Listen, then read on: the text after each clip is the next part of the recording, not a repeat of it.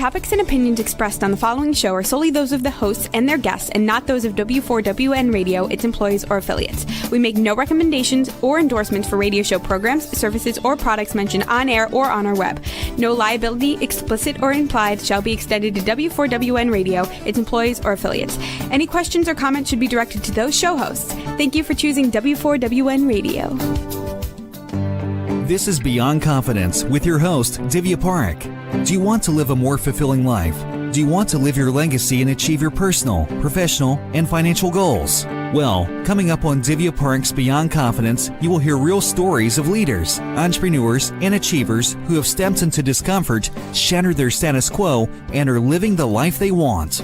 You will learn how relationships are the key to achieving your aspirations and financial goals. Moving your career or business forward does not have to happen at the expense of your personal or family life, or vice versa. Learn more at www.divyaparekh.com, and you can connect with Divya at contact@divyaparekh.com. This is Beyond Confidence, and now here's your host, Divya Parekh.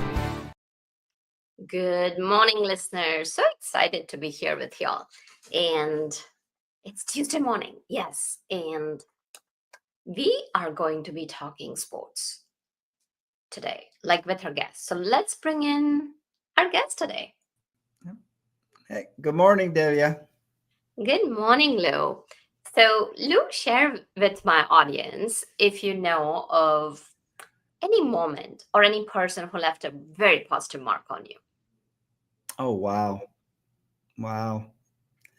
A positive, well, it would have to start with my parents. I was extremely lucky to have the parents that I had and the lessons that they taught me. And from when I was 12 years old, working in my dad's shop, and I was getting paid like $1 an hour or something. I was 12 years old. And after about a few months, he said, "Son, I'm going to give you a chance to make more money." And I said, "That's great." So he said, "I'm going to pay you by the jobs that you do." And of course, he knew what was going on. I was playing around. I was a typical 12-year-old. Of course. So the next time we were supposed to get paid, I said, "Dad, there's something wrong. I didn't make as much money." And he said, "Well, son, that's because you didn't work very hard. And I'm paying you by the job." And he said, "You need to understand that you're getting paid for the value you bring to the hour, not for just showing up." And I've never forgot it. Oh, wow. What a beautiful lesson to teach a child. Yes, very lucky. And I believe it or not, Divya, in my finance career, everybody that's hired is told that story. That you are not here just to put in an hour. You're here to bring value to that hour. Yes. And that's the thing, right? Like if you don't add value, then you could work 100 hours and it's worthless. Yeah. So it's important that you bring the value to it. Yep. Very much. You've had a very multi-dimensional career. So tell us, as you grew up, like, when you were young, what interest did you have? Let's see. In high school, I lettered in football, basketball, baseball, golf, and tennis. So obviously I liked sports. And after that, I went into coaching at a very young age. I was 19 years old, sophomore in college, and the principal at the school where I'd gone called me and said, "Hey, Lou, we need your help. The 8th grade coach got sick. Could you coach the team?" And I had just finished playing on the West Virginia freshman basketball team. And so I was all fired up, and that started my career in coaching for about 18, 19 years at every level. Nice. So tell us, like, every stage is so precious and yet different. How did you adapt? Tell us about your journey. Well, I was, like I said, I was very lucky. I started early, and I got the head coaching job at the high school. I think I was 20 years old. I still had 6 months to graduate, and they got special permission. I've had so many wonderful, wonderful things. And after spending 5 years as the head coach, where we were very successful, we had great kids, believe me, great players. Even though they had never won a championship, we won 2 championships in 5 years, state championships. And then I decided I wanted to see what college coaching was like, and I went into a small college. And then my last 7 years in coaching, I was an assistant coach at West Virginia University with Gail Catlett, who was the head coach. And just, I'd go back and do it again. I'd go back Mm, and do it again. And it wasn't about money. I had to do all kind of special things to make enough money to live, but I'd do it again. The experiences, the things I learned were amazing. mm. You talk about success, right? You mentioned just now, it was so powerful that I did other things also to make money, and I would do it again in a heartbeat. So, Mhm. what was it about that coaching that kept you wanting to come back to it? Well, in my last book that I just published about success, there was a study done in 2004, and there was a book written from that. The book is called Grit, and it studied all of the factors that motivate people, everything, and why people are successful in what they do. And the number one factor that came out was grit, which is passion and perseverance. And I would agree with that. I've had passion in everything. I went from coaching, which was my passion, and then I went into my hobby, which was the stock market, which, if you have a hobby, you love it. And I'm still working today. It's going to be 77, and still look forward to coming in and working and dealing with people and so forth. And I'm enjoying now giving talks at high schools about success. I've been in about 6 different states, from Florida to West Virginia to Ohio to Pennsylvania to Maryland, and I just came back from Las Vegas, and, Nice. just giving talks about success. It's my Mm. passion. You said about passion and perseverance. So, what were you passionate about? What did it give it to you? You know what? That's an interesting story. I think it's just the love of sports.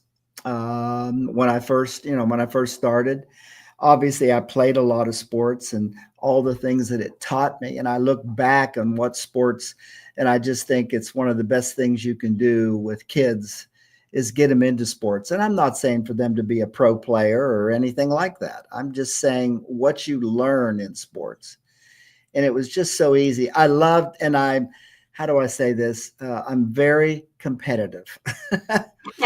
I started that way. I mean, when I was 12 years old, I wanted to try to find a way to win at Monopoly by how you could roll the dice. I mean, I love to compete, and I'm,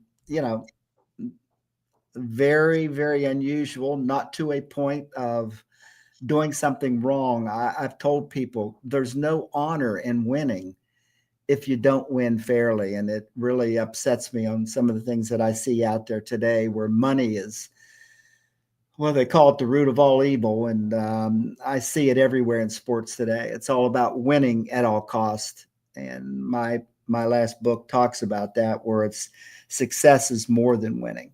And I don't think winning the wrong way is right. I would rather lose than Mm, win in the wrong way. And it's funny, and I think something like golf taught me that, because if anybody that plays golf, they understand it. You don't touch the ball when you're playing in competition. You don't do any kind of things like that. There's an integrity there, and unfortunately, in some of the sports, it's not there. And I've been around all of them, and I don't like some of the things I see, and from when it's just winning, because there's just so much money involved. And I mean, we've seen that in college recently, and cheating and everything else, and it doesn't matter. you know mm, the universities had hired the people back because they won. Doesn't matter if they cheated. And I think that's repulsive. definitely. Integrity is one of the key things because at the end of the day, regardless whether you have won or not, whatever you have done, Yep. when you look at yourself, Yeah. whether it's in the mirror or you're with yourself, you know what you have done. Yeah. It's not for anybody else to see. It's for you to have that peace of mind. And also it's there, right? If when you live with integrity, just the power of it, you stand in your own truth. You Yeah. stand in that confidence that nothing else can replace it with. So, what would you say were some of the lessons that you carried from the high school coaching to college coaching? That's a good question. Obviously, the things you learn, I was really involved with the sports psychology angle that I got involved with at a young age. I was Mm, probably in my late 20s or something, and I was involved in a book called Don't Choke, where we talked about how to handle pressure in sports. And I even gave talks at the PGA for a couple of years with it about that, about handling pressure, and got to meet my idol, Arnold Palmer, at one of my talks. He actually showed up. You talk about adding pressure when your idol walks in the room.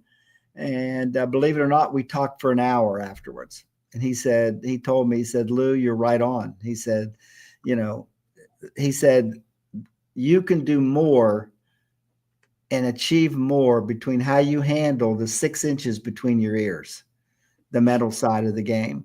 And I've never forgot it. And just so I understood the psychology, and I was involved in a book and dealt with psychology, and I've continued that route and all the different things you can do. So I brought the mental side from high school to college, where I taught the players how to relax, and because everyone gets a little excited or nervous, and which is very normal, but it's how you mentally handle it. And of course, I was talking about mental imagery, self-talk 50 years ago to my players. And now it's like a standard. yeah, You listen to anybody and you can see them closing their eyes and mentally getting an image of what they're about to do, which is so important. Watching how they talk to themselves. And one of the things I did that's really kind of neat that I've had a lot of fun with, it took me 6 years to write my new book, Success is More Than Winning. hmm, And I added something because of an editor that told me, she says, I've read every success book out there. What's going to make yours different? I mean, she hit me with that the first week, I think, which was unbelievable. And she said, I've got an idea for you. And she said, why don't you back up your experience with research? So in my book, I've got about 80 different research projects summarized after I talk about the point. And I learned a lot, even at my age and my experience, from just researching success and all the different things that are involved in it. So that's kind of what I brought to college, was more the mental, because back 40, 50 years ago, people weren't dealing with that very much. And it was a new science, let's say. So, hmm, and I've always enjoyed it. I can watch players, like say someone's at the foul line and it's really a pressure time. I can see if they're thinking about it, which that you shouldn't do. You're just supposed to just do what you normally do. But the pressure makes you try to put the ball in the basket instead of just shooting the ball. And it's all how you deal with it mentally. You got to have a mental routine. All the top athletes today, if you listen to them, they all have mental routines. A lot of them have sports psychologists that work with them. It's kind of a norm today because they understand how important it is. And I was just lucky that I was involved in it very early in my career. absolutely. So, let's kind of take some of those learnings to the CEOs and professionals and leaders in Mhm. the corporate industries and our entrepreneurs. So, what is happening is there's a lot of, turbulence kind of going on in the industries right now because of artificial intelligence, economy, whatever we want to call it. Just recently, I saw a study where they showed was that the college degree holders are finding themselves unemployed in a very long time, and also a lot of young college graduates are not getting jobs. So for Mhm. whatever some of the reasons, what advice would you give them, like, what mental game that they can play? Well, you're talking about something that deals with where the jobs are. And if you look in history, they've gone different ways, and AI is changing all of that. There's Yeah. no question about it. I mean, they're talking about it being a revolution, just like when computers were first came out and how it destroyed some of the jobs. And unfortunately, it is destroying jobs. One of the reasons that a lot of jobs were shipped overseas was because they could do it cheaper. Well, now because of AI, we are bringing jobs back to America. I mean, there's plants going up everywhere, but it's not your typical labor type job. It's someone that has experience in AI or somebody that knows a lot about computers and how to do that. Because for 100 Chinese, it might only take with AI on our side 10 people to do the same job that 100 Chinese can do. So now it's cheaper than what they can do over there because because of AI. So people need to realize that. I know that I have 2 young sons, and one runs my finance company, and the other one is going to be coming in with us in some part here very shortly. And told them both that we need to be involved in AI. And my oldest son is very much involved and understands it, knows how to deal with it, talking about ways to use it in our business and so forth. So that old adage, if you don't adapt, you die. Mm-hmm. And so you can't sit there with a psychology degree. Like, I know a lot about psychology. I spent 15 hours starting out to get a sports psychology degree. And that might be something. But when AI comes, a person will be able to get all the latest stuff and so forth on a computer, on their phone. And so you've got to be able to add value, as I learned. And as a 12-year-old, whatever you've got to do to adapt today versus complaining about it. And, well, this is terrible, I can't. No. You have to basically go out and adapt to whatever it is. Coaching taught me that. I'm so lucky to have been a coach because you're constantly evaluating, constantly going over and changing things. And if you sit there and complain and whine, you're not going to be there very long. What are you going to do? I heard a story about this and said, for people that complain and whine, this one coach, if someone brings anything up, he said, what are you going to do about it? That's the key. What are you going to do about it? Not sit there and whine, and because jobs are different. No, you may have to go back to school. You may have to take some night courses. That's the reality of it. And if you sit there and stay unemployed because of it, it's your own fault. I'm a big responsibility person. I take total responsibility and for everything that I do. And it's just so important of a key for success in people in today, because things are changing. That's what makes it more difficult for young people today. And the old thing that you used to do, it might be changed, and you might have to learn how to adapt to it. And I'll tell you, I would have a hard time because I've got people that help me with technology. I don't know what I'd have to do if I didn't have help with AI and stuff like that, but I'm just lucky. I've got younger people around who are well versed in it. But you've got to adapt. You got to take responsibility. My favorite mantra when I was a coach was, if it's to be, it's up to me. And I wouldn't let anybody, anything else. It's that simple. You're not starting. You want to start? Then it's up to you. You got to start working instead of leaving practice early, when everybody else is staying late and you're basically leaving. So there's just a lot of good things out there about success that I've learned. And I failed. Part of the things people say, Lou, nothing bothers you. And I said, no, it's because of sports.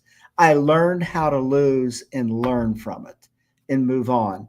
I was a big proponent of John Wooden, who was the coach at UCLA. Mm-hmm. In fact, one of the winningest coaches ever. Right.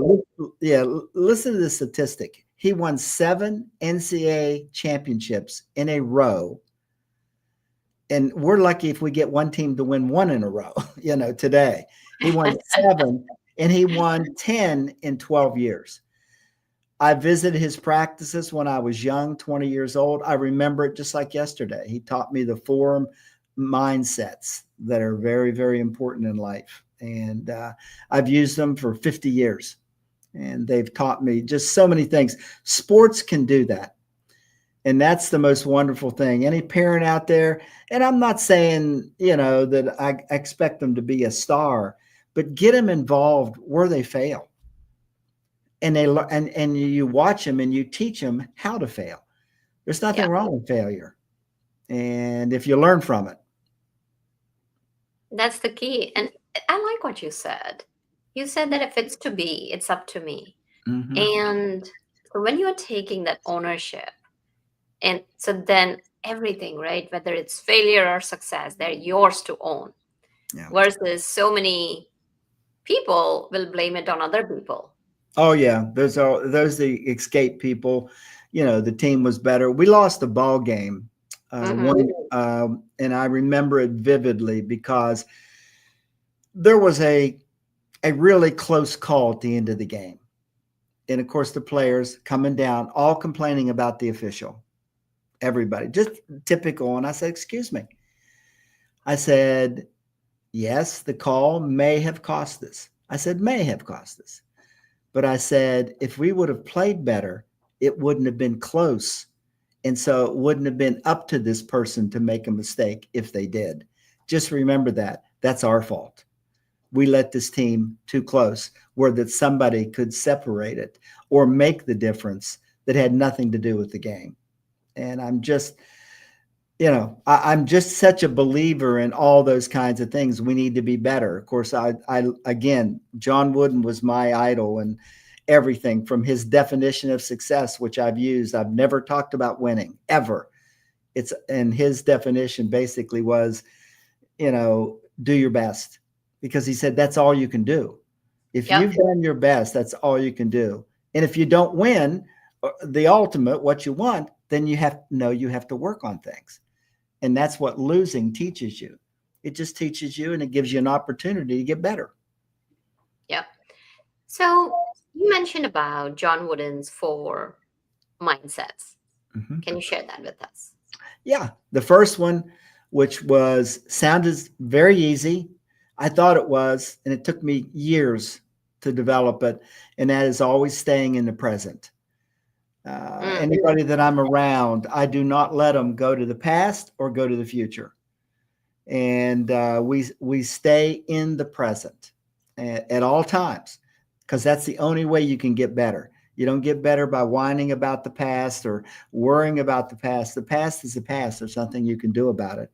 In the future, it's going to be whatever. So if you stay in the present, and I'll never forget, I think 21 years old, and I visited his practice out in LA, and I'm watching him talk to his team. And here's what he said. I mean, I don't have it perfect, but basically he said, okay, I've got you for the next 2 hours. I want you to forget about your girlfriend. I want you to forget about a test that you have tomorrow. I want you to forget about where you're going to go right after practice. I want 100% concentration on the present of the next 2 hours to be basketball. After practice, he talked to him and said, okay, practice is over. Go out and enjoy life. Go out, and if you've got studying to do, 100% on your studying. So it's everything you do it in the present. And going along with that is also doing it to the fullest. Do everything to the fullest. And it's kind of goes the same. Whatever you're doing it to the fullest. You're trying. Some of the other ones that learned, I was coaching high school when all coaches were screamers and yellers, except John Wooden. John Wooden was very reserved. And he said, you've got to learn to stay even keel or you will make mistakes. And And if you ever watched him, he just sat on the bench. He didn't get excited at all, no matter what was going on. And I learned that, and I was the same. I was exactly, because I was always evaluating, other things. And so it's very important to stay even keel in your life, because more mistakes are made by emotion. And so I try to stay even keel. And I think overall I've done a pretty good job. There have been a couple of mistakes, I have to admit, where I didn't stay as even keel as I wanted to be. But I learned from it and moved on. And I've stayed, like I say, I just believe in that concept. So let's see, you've got even keel, stay in the present, do everything to the fullest. And what's the fourth one?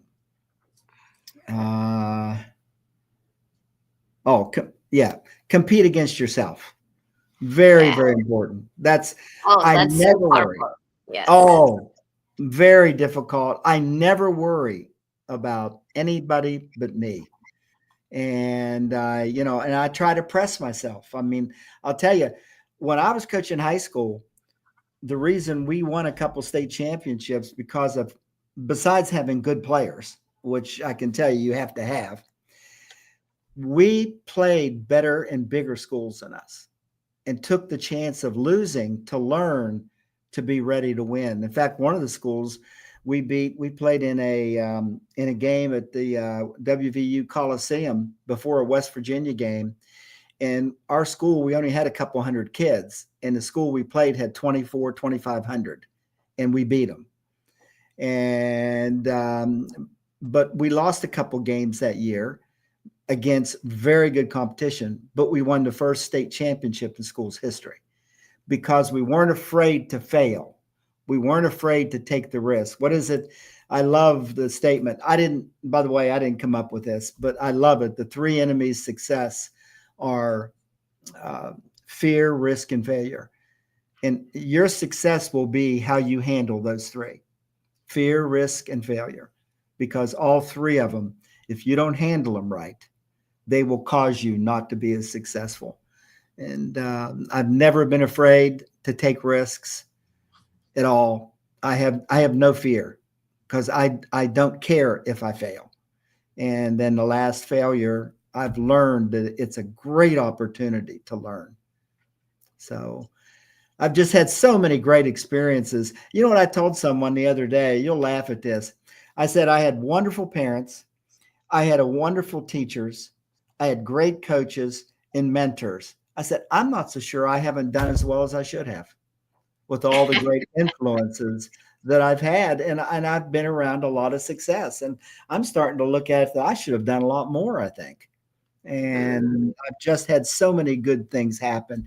That's one of the reasons I'm going back to high schools and talking to kids. And by the way, charge zero. So if there's anybody out there in the education system that would like to have me come and talk to the kids about success anywhere, I will go anywhere because I'm part-time now. And so I can go anywhere. And like I said, I just came back from Vegas and love doing it, talking to teachers, talking to parents and to kids about success.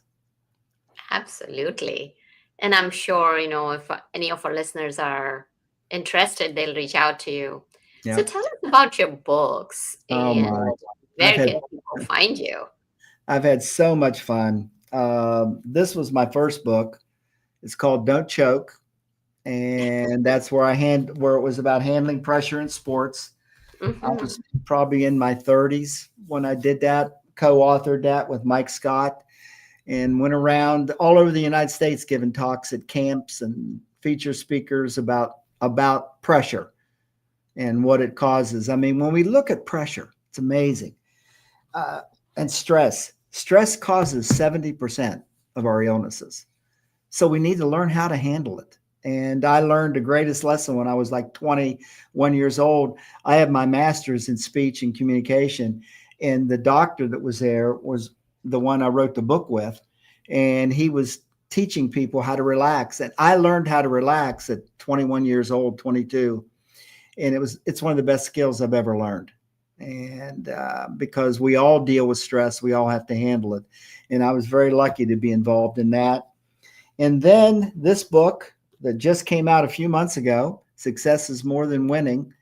It's where I use all of my experience, all of the research that I've studied to talk about success. And like I say, I'm going around giving talks to high schools and just having a ball, just having so much fun. And my objective is to motivate at least one person. I'm sure you've motivated more than one person, Lou. And what's your website? Where can we reach you? Yes, yesyoucansucceed.org is the, and the book you can get is on Amazon. In fact, it's a bestseller on Amazon, I've been told. I don't know what that means other than how many books you sell at a certain amount of time. And but Amazon. And then I also have a workbook that I just finished, and it's on one of the most important things that I believe in success. It's on goal planning. I have had goals for 50 years. I write them down, and research proves how important that is. I show people how to do a vision board, and I've got in my workbook, you can do a vision board. And then the number one planning tool for the last 100 years is box planning. And that's just basically planning every hour of the day. And I've done those three things my whole life. And there's no question it's led to whatever I've succeeded in. And that's wonderful. Thank you so much for sharing your wisdom with us. What, if any, last thoughts might you have for our audience?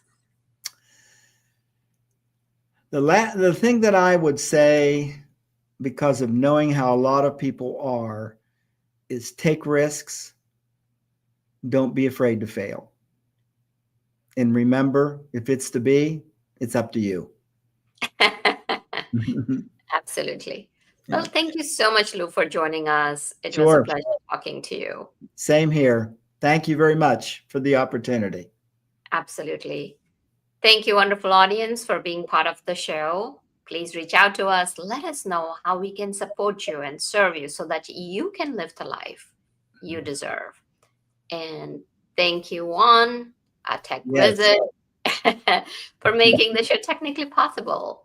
Be well, take care, and we'll see you next time. Thank you for being part of Beyond Confidence with your host, Divya Parekh. We hope you have learned more about how to start living the life you want. Each week on Beyond Confidence, you hear stories of real people who have experienced growth by overcoming their fears and building meaningful relationships. During Beyond Confidence, Divya Parekh shares what happened to her when she stepped out of her comfort zone to work directly with people across the globe. She not only coaches people how to form heart connections, but also transform relationships to mutually beneficial partnerships as they strive to live the life they want. If you are ready to live the life you want and leverage your strengths, learn more at www.divyaparekh.com. And you can connect with Divya at contact@divyaparekh.com. We look forward to you joining us next week.